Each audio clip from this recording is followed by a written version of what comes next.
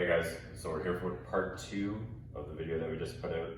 So we covered the slipping in the first one. All right, once you get comfortable with that, we can move on to the bob and weave, okay? So I put on gloves this time. Again, you can go bare hand if you don't have anything at home, MMAs, whatever you decide, all right? If you have a training aid this time, so again, a box punching bag. If you have focus mitts at home and a partner to work with, perfect, all right? Again, I don't have a partner with me today, so we're just gonna work with the bag.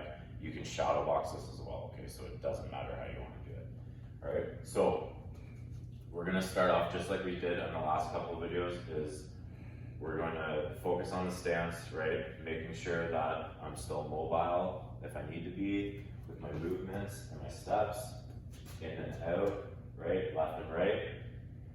Now, what I'm gonna do is once I move around a bit, reviewing that forward, back, left, right, in good stance and keeping good posture, structure, and base. Now I'm gonna add in a little bit more of a dynamic block, okay? So this one and the last one we dealt with slipping the punches coming up straight up the pipe. Now we're gonna deal with more of like a hook punch that they're throwing or a big wild haymaker in a sense you could in a dynamic setting, okay? This is just a boxing drill to keep you going, okay, with less contact here for training.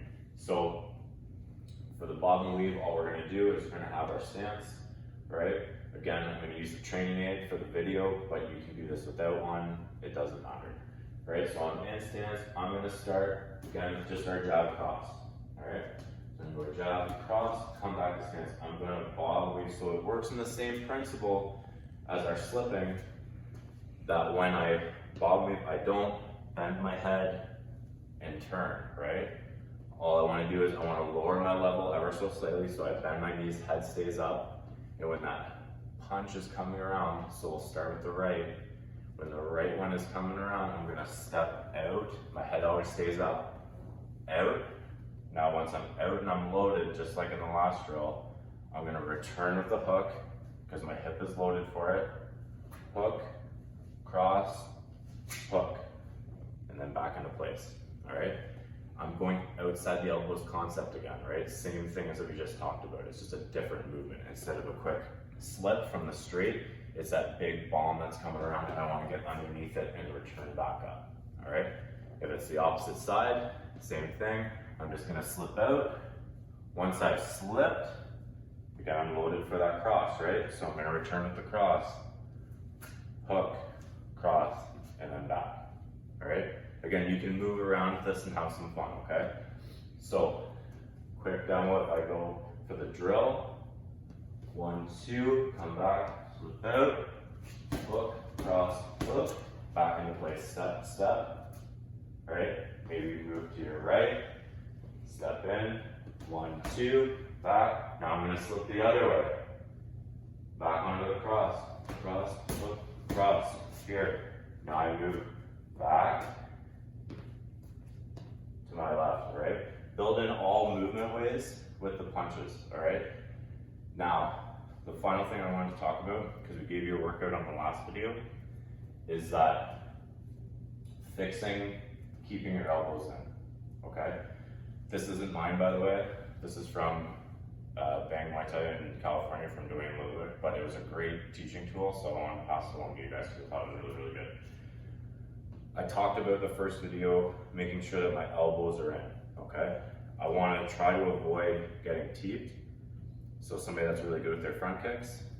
So I find, personally, I've had a lot of success with keeping my elbows tight and forward guard up, and I can even check those kicks out of the way without absorbing them, okay? But when I go to return my punch, and I don't have my elbows in, when we were talking about in the first one, where my hips are pushing my punches out, and I'm snapping at the end, all right?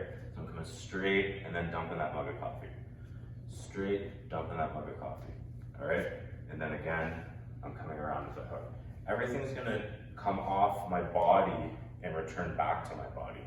So pushing that elbow out, all right? A lot of times people will give tells, they call it. So when they're ready to throw that jab, they come out first and then here, okay? So if everybody saw that, I'm doing it superficially, but you'll see that if you spar with people. Out, and then it comes, right? Or if they go for the cross, their elbow starts raising first.